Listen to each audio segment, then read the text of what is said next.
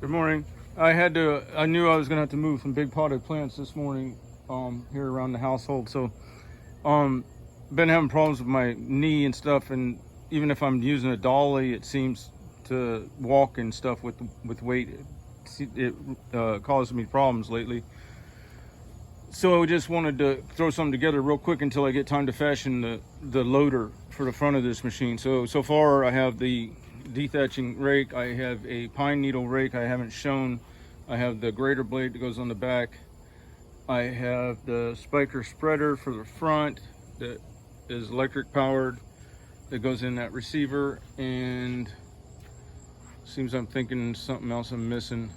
I have the don't ever modify your machine of the gas tank relocation to make way for the front end loader arms when they're done, and the tray to hold my string trimmer and blower on this side of the machine. Offset rear wheels with the high traction and bump absorbing rear tires, and the 15-inch front wheel set that is also very bump absorbing, which is nice. But now today I actually took the time to make this tray, and we just used it and it worked good.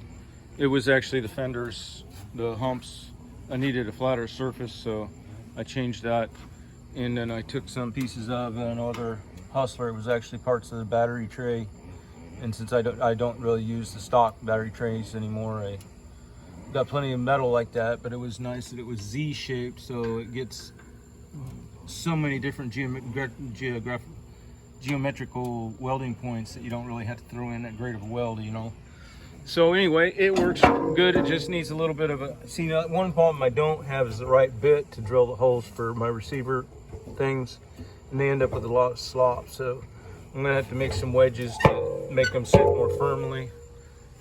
It's not necessary, but you know how it is. If you're going to build something, you want to build it to the best of your ability. See how it's not sitting quite level because it needs a shim in there. The problem is my annular cutter hole size is too big, and to be honest, when I welded that receiver on there, it was more for the spiker spreader.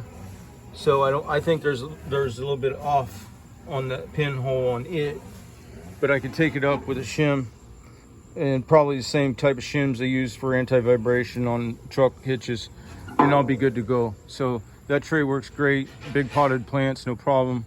Moving them a long distance, no problem. All right, I gotta get back to my off day. All right, have a good day.